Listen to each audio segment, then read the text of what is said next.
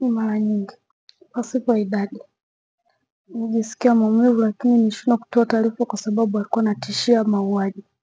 Hata mimi naitwa mara nyingi pale mkoani kwa RPC kuulizwa, mbona bwana waganga fulani anaonekana amekwenda huyu mteja amemtapeli, amembaka.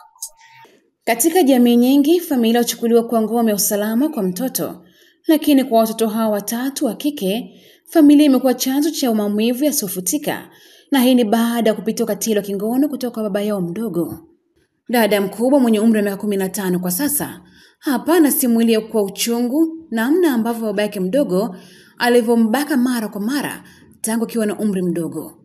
Anasema ukimya wake ulikuwa ni njia ya kuishi, lakini pia imekuwa chanzo cha maumivu ya muda mrefu katika maisha yake. Kwanza kabisa nilisikia maumivu na nilijisikia vibaya. Ni mara nyingi. Mara nyingi kwa maanisha zaidi mara 5, 6 ama kitu kingine. Pasipo idadi. Na baada ya kufanya matibabu yote kilipata. Ilikuwa nisikia wewe na kwa nini kutatalia? Nilisikia maumivu lakini nilishindwa kutoa taarifa kwa sababu alikuwa anatishia mauaji. Nilikuwa nikiishi baba mdogo na mama. Na wakati wote tunafanya katika nyumbani, wakati wote wa familia ama kwa pembeni ama kwa mbele. Ni ananitoa pembeni. Ni polini. Alikuwa anatumia njia yani mchomaji mkaa. Kwa hiyo anatumia njia kupitia kwa mkaa. Nasema tunaweza kuuza mkaa lakini tukifika eneo anafanya hivyo vitendo. Lakini si yeye peke yake. Wadogo zake wawili, mmoja akiwa na umri wa miaka 9 kwa sasa na mwingine akiwa na umri wa miaka 7, na walikumbana na ukatili huo huo wa kubakwa na baba yao mdogo. Baada ya nilienda Mfindi kwa dadangu kwa miaka 2. Ndio niliporudi ndo tukaja hapa kituoni. Ndio inabidi nirudi ili nije niwaokoe wadogo zangu. Niliondoka nao kwenda ofisini kujieleza, baada hapo wakachukua hatua kwenda kumkamata mtuhumiwa, tukaenda kituo cha polisi. Hapa tulifika kwa njia hiyo kufika mahakamani, baada hapo kujieleza ndo akatuleta hapa. Mama kutuelewa kwa sababu hakujua ni mazingira gani tuliondoka. Kwanza kabisa alikuwa na hasira kwa sababu niliwatoa bila kumshirikisha yeye. Pia napenda kuwasihi wazazi wetu wakae kujua kwamba kuna wanaume wengine ambao sio wanaume wazuri katika familia, wajiepushe. Tito Benedict ni afisa ustawi wa jamii kutoka kituo cha Huruma Center, anaeleza namna ambavyo ukatili huo ulivyokuwa umewaathiri watoto hao hapo awali na mabadiliko yanaendelea kuyapata siku hadi siku ndani ya kituo hicho.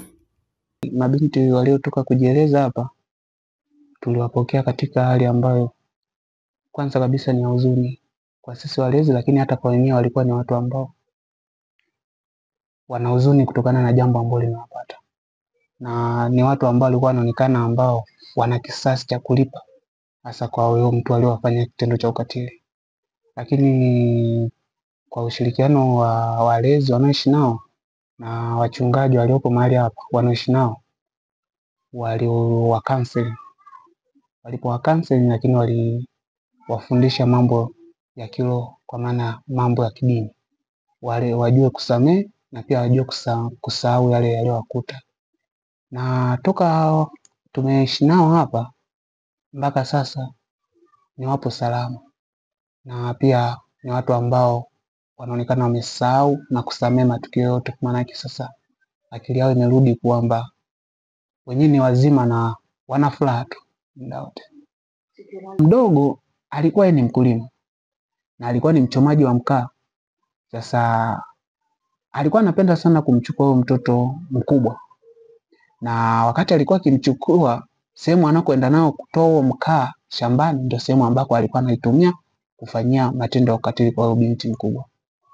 Na amemfanyia ukatili kwa kipindi kirefu.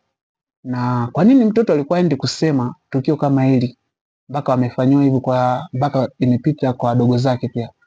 Ni kwa sababu baba mdogo alikuwa anaonyesha silaha na akiwaambia kwamba, anamwambia mkubwa, ukigoma na ukisema naenda kuwaua wadogo zako, kwa sababu alikuwa anaishi naye.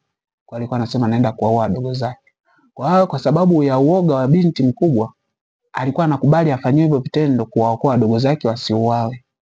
Kwa hiyo alifanyiwa hicho kitendo kwa muda mrefu mpaka siku ambayo anaondoka tena pale alipokuwa anaishi. Maana yake baba mdogo akaanza tena kwa wadogo zake tena. Anaondoka baba mdogo akaanza tena kuwafanyia vitendo vya ukatili wadogo zake. Na taarifa hii alisikiaje mpaka ikafika mpaka mwenyekiti? Kwamba wakati amerudi kumsalimia mama, alisikia kwa majirani kwamba unajua wadogo zako wanafanywa vitendo hivi na hivi, umesikia hilo jambo, umelipeleleza? Yeye akasema ajui. Baada ya dakika fulani wakaitwa na mwenyekiti. Walipoitwa na mwenyekiti akaongea naye, lakini akaanza kumbana pia dada mkubwa. Ikaonekana na dada pia naye ni mtu ambaye ashafanywa vitendo vya ukatili na huyo kaka, kuna huyo baba mdogo kwa kipindi kirefu.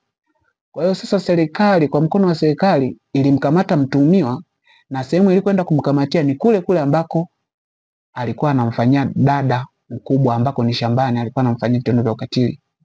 Na mtoto alitoa ushahidi, na kweli vithibitisho vilionekana mahali ambako alikuwa akimfanyia vitendo vya ukatili. Kwa hiyo mtuhumiwa alikamata, akashikiliwa na jeshi la polisi, lakini hao watoto walichukuliwa kwa ajili ya maelezo na ushahidi pia. Lakini baada ya kuchukuliwa waliletwa mahali hapa, kuhifadhiwa mahali hapa kwa sababu ya usalama wao pia. Kwa sababu nasema ni kwa sababu gani walitolewa kule? Kwa sababu ya usalama. Moja, ndugu kwa upande wa baba mdogo walikuwa wanamfuatilia, kwa maana walikuwa wanamtetea baba mdogo. Lakini pia mbili, ilikuwa sio eneo sahihi kwao, kwa sababu kila mtu sasa alishajua taarifa zao kwamba huyu kafanyia kitendo hichi, huyu kafanyia kitendo. Kwa hiyo serikali iliwahamisha ikawaleta mahali hapa salama, mpaka sasa ni wazima wa afya na wana furaha pia. Kwa sasa watoto hawa wanapata hifadhi katika kituo cha Huruma Center. Wanajifunza tena kwa watoto, wakisaidiwa kwa huruma na stadi maalum ya walezi wa kituo hicho. Mchungaji Pendo Sanga ni mkuu wa kituo hicho, na hapa anaelezea namna ambavyo watoto hao wanaofikia mikononi mwao. Center kipo kwa ajili ya kuwasaidia watoto, na watoto ambao tunawapokea kwenye kituo chetu ni watoto ambao wamekutana na mambo mbalimbali kwenye jamii na kwenye familia zetu kabisa. Na baadhi ya watoto ambao tunao ni watoto yatima, kwa maana hawana wazazi wote wawili na wana mazingira magumu. Kwa hiyo hawa watoto wanakuwepo kwenye kituo. Lakini tuna baadhi ya watoto wametelekezwa, watoto ambao wameokotwa labda stendi au sokoni au katika mazingira ambayo ni jirani na mikusanyiko ya watu. Mfano hospitalini, unakuta mtoto anakutwa pale katika mazingira ambayo haeleweki. Kwa hiyo anakuwepo pale, baada ya kufanywa utafiti na kujithibitisha kwamba ni kweli hafahamiki, basi watoto hao wameletwa kwenye kituo. Lakini janga kubwa sana ambalo tunalo kwenye jamii kwa sasa ni watoto ambao tunawapokea, watoto tunasema ni wahanga wa vitendo vya ukatili. Na vitendo hivi vya ukatili bahati mbaya sana vinafanyika kwenye familia zetu, majumbani mwetu na kwenye maeneo mbalimbali ambayo yanatuzunguka. Kwa hiyo pia tunao watoto ambao wamefanywa vitendo vya ukatili. Na ninapozungumza habari ya vitendo vya ukatili, tuna watoto ambao wamebakwa na ndugu wa karibu kabisa. Tuna watoto ambao wamelawitiwa na wengine mpaka na wazazi au na walezi kabisa wa karibu. Lakini pia tuna watoto ambao wamefanyiwa ukatili wa kimwili, kwa maana ukatili wa kupigwa kuliko pitilizwa au ukatili hata wa kutelekezwa na vitu kadha wa kadha. Kwa hiyo tuna watoto ambao wamekuja kwa ajili ya vitendo mbalimbali, vitendo vya kiukatili. Lakini baadhi yao pia wachache ambao tunao ni watoto ambao wanatoka katika mazingira magumu. Tunaposema mazingira magumu, kwetu sisi wa Afrika tunajua mazingira magumu ni mazingira magumu kweli kweli. Wakili Moses Mbinduile anaelezea kuhusu wajibu wa kisheria wa kuripoti matukio ukatili kwa watoto na hatua za kisheria kwa wale wanaoficha matukio hayo. Inapokuja swala zima ambalo linahusu haki za mtoto ambaye anafanyiwa vitendo vya unyanyasaji, mzazi anakuwa na taarifa na vitendo hivyo, au mtu yeyote yule anakuwa na taarifa na vitendo vinavyofanyiwa huyo mtoto, sheria ya watoto inamtaka mtu huyo aweze kutoa taarifa kwa vyombo husika au kwa mamlaka husika ili kuzuia vitendo vya ukatili dhidi ya mtoto huyo. Bahati nzuri, sheria ya watoto yenyewe imekwenda mbali zaidi, ikaweka hata adhabu. Mtu yeyote ambaye anaficha taarifa za vitendo vyovyote vinavyofanywa dhidi ya mtoto, vitendo vya kikatili, adhabu yake atakapobainika sio chini ya miezi mitatu. Akipelekwa mahakamani ataweza, akikutwa na hatia, basi kifungo chake kinaweza kikawa ni miezi mitatu. Lakini pia kuna faini ambayo sheria imeweka ambayo pia haizidi shilingi ngapi? Shilingi 50,000. Kutokana na jamii kuendelea kuonyesha vidole waganga wa kienyeji juu ya uwepo wa matukio hayo, nimezungumza na mwenyekiti wa shirikisho la tiba za jadi Mzee Abdi Simba, ambapo ametoa onyo kali kwa waganga wanaojihusisha na vitendo vya kushirikina ama ukatili kwa watoto. Sana kumuita mtu anayejiita zabibu ni tapeli, lakini kwa sababu ya matendo yao ni matapeli. Hata mimi naitwa mara nyingi pale mkoani kwa RPC kuulizwa, mbona bwana waganga fulani anaonekana amekwenda huyu mteja amemtapeli, amembaka. Wale ni matapeli. Napenda hilo uliweke vizuri sana. Mtu yoyote ukisikia anakuambia labda amekufanyia uganga na kupeleka kabrini eti mkaombe, yule ni tapeli. Kisha kwenda pale ndio anapokuambia, sasa ukitaka uje upate hii pesa, nenda kalete shilingi 50,000 au 200,000 au milioni.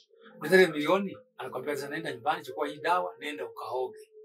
Ukioga hii dawa, kanjiani au mlangoni, akipita mtoto mdogo baka. Ukishabaka urudi kupata pesa. Kumbe lengo lake anataka ukabake mtu ili usirudi kudai deni lake ile leo. Lakini ukweli kwamba hakuna njia yoyote ya kumfanya mtu akabake mtu au akaue mtu apate pesa. Kama ingekuwa kuna njia kama hiyo, mnapenda serikali isingetoa pesa. Lakini hawa wote ni waganga matapeli ambao kwa kweli tunaita sio waganga. Wanajiita waganga. Sababu mganga wa kweli ana miiko. Ndio maana inasema unapotengeneza dawa hizi, hata wewe mganga mwenyewe lazima uwe safi. Sasa kama utatoa ukabaki, unachafua mazingira ya uganga. Kwa hiyo hicho kitu hakipo. Wale ni matapeli ambao tunapiga vita kila siku kwamba hawatakiwi kwenye neno la tibasi. Mtazamaji wa IPC Mkombozi TV, wakati haya yote yanajiri, Tanzania inajiandaa kuungana na mataifa mengine katika kuadhimisha siku ya mtoto wa Afrika, ambapo kauli mbiu ya mwaka huu hapa nchini inasema haki za mtoto, tulipotoka, tulipo na tuendako. Kauli mbiu inatutaka tutafakari upatikanaji wa haki za watoto tangu zilipoainishwa na sera ya maendeleo ya mtoto wa mwaka 2008 kuhusu haki 5 za msingi za mtoto, ambazo ni haki ya kuishi, kuendelezwa, kulindwa, kushirikishwa na kutokubaguliwa kwa kuzingatia tulipotoka, hapa tulipo na tunapotaka kufika. Ni wajibu wako mimi na wewe kuhakikisha ukatili utaendelea kutokomeza ndani ya familia zetu. Hii ni IPC Mkombozi TV. Jina langu ni Hirit Mola.